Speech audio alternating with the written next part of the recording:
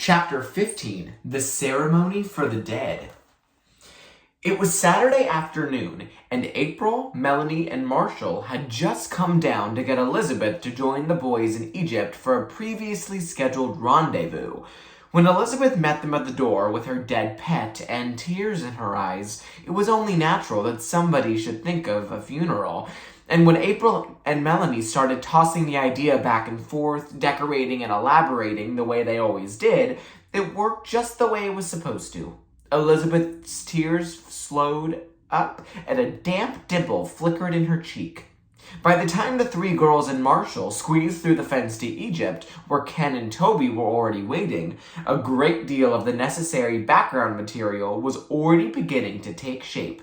Prince Ptolemy, son of the great Queen Neferbeth, had just fallen in a battle with a terrible monster, and his body was being taken in solemn procession to the temple of Anubis, god of the dead.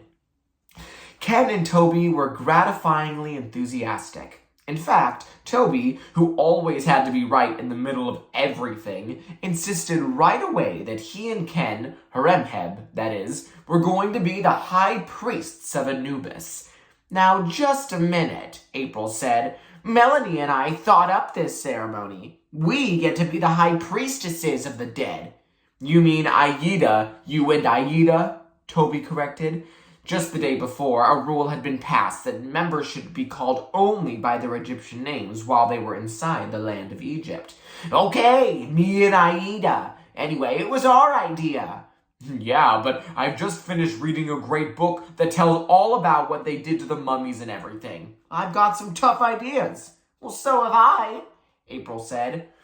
"Queen Neferbeth ought to choose the high priest," Melanie said, interrupting the exchange of glares. "After all, it is her parakeet." That broke the deadlock. Elizabeth didn't want to decide against anybody, so she put a pebble in one hand and let them choose. Ken and Toby won and got to be the high priests of Anubis. The first thing Toby did as high priest was to announce that the whole thing was going to take a long time.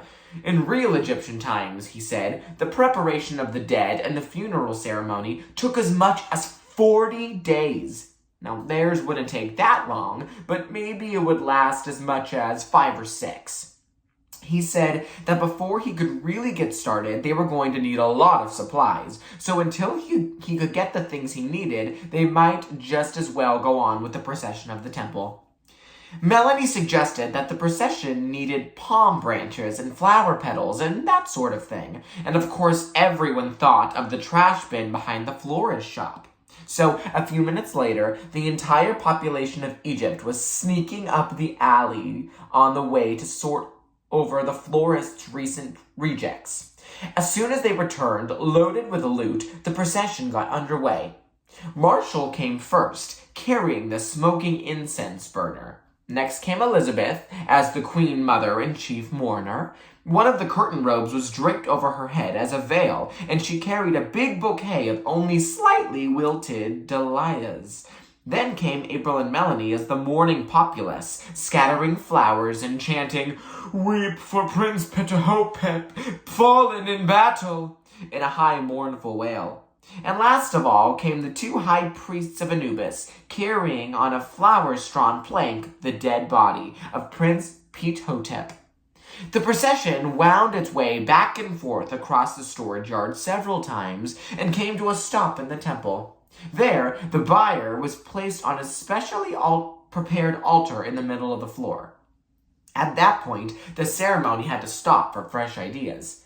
Since this was the first ceremony for the dead, there was no record scroll to follow, and it was necessary to stop now and then for discussion and new suggestions.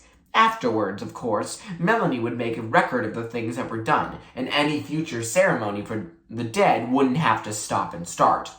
All the other ceremonies and rites had been developed in the same way, but this time there was a difference. This was the first new ceremony to be made up since the coming of the two new Egyptians, and the first real ceremony that they had actually taken part in.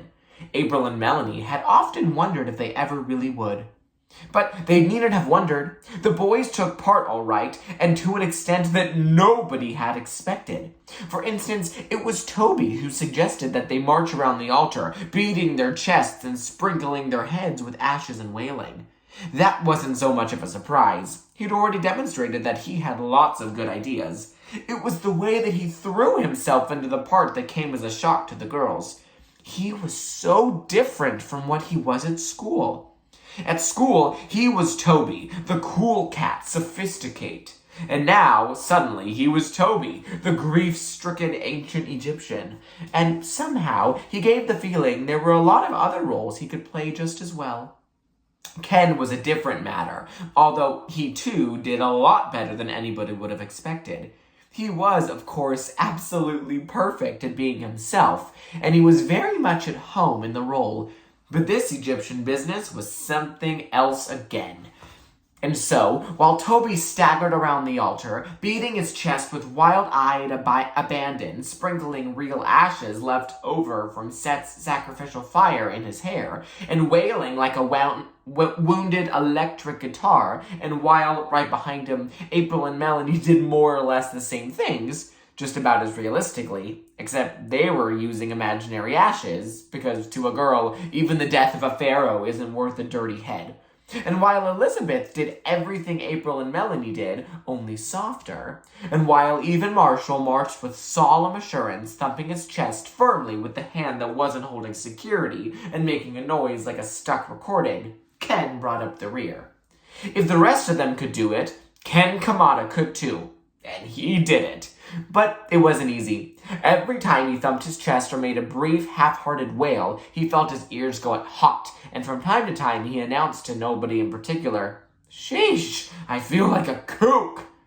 When 5:30 came and everyone was leaving, Toby told the other members of the Egypt game to call him up that evening, and he would assign them something to bring. He was going to do some research, he said, to find out exactly what was needed to make a mummy. But there was an awful lot to learn about mummies, and even after a whole evening of study, it turned out that Toby's information wasn't all that complete. For instance, when Ken, who was assigned to bring oil, wanted to know what kind, Toby couldn't exactly say. It didn't seem likely that the ancient Egyptians used any of the kinds that Ken and Toby knew about: crankcase, sewing machine, polyunsaturated, or bicycle.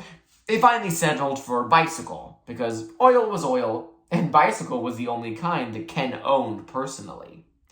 When the Egyptians had assembled the next afternoon, bringing their offerings of oil and spice and salt and perfume, Toby, Ramos, gave a little talk on how to prepare a mummy. It was a good speech, but it suffered from frequent interruptions because Bastet and Aida had read the same book and had some ideas of their own. And there was another pause while everyone tried to comfort Queen Neferbeth, who got all upset when Ramos spoke indelicately about taking out the guts. It turned out that Queen Neferbeth felt so strongly about cutting holes in Petey, even if he was dead, that it was decided to dispense with that part of the procedure. "It'll be all right, Ramos," Harem had said. "He's so little he can't have enough guts to make that much difference." Toby was disappointed, but he had to admit that, according to the book, there was another way. Poor people who couldn't afford the more expensive process had been simply soaked in brine. So the rest of the afternoon was taken up in the preparing a saltwater bath for Prince Ptahhotep and placing him in it with the proper pomp. Then he was left to soak. The appearance of the mummy-to-be when he was removed from his brine bath on the following afternoon was something of a shock to everybody.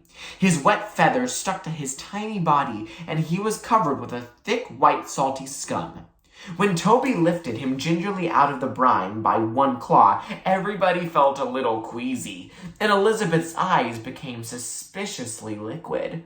Toby glanced at her and sighed impatiently. "Now cool it just a minute, Neferbeth," he said. "I'll have him all fixed up in 2 seconds.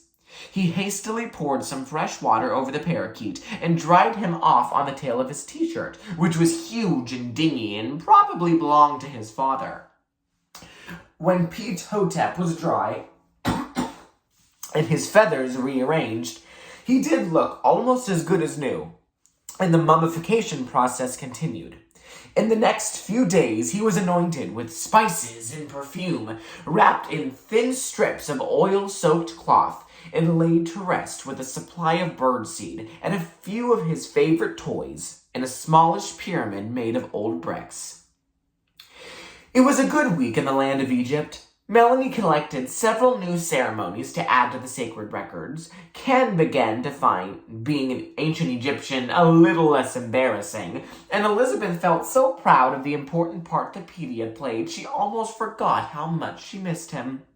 But as the Egypt game became second nature to its 6 participants, and they began to feel more and more at home in the land of Egypt, they gradually began to forget about being cautious. Ceremonies, discussions, and arguments began to be carried on in normal or even louder than normal tones, and no one stopped to worry about being overheard. Only one very small Egyptian had an idea that the land of Egypt was being watched, and for some reason, which was his own and private, he didn't choose to tell.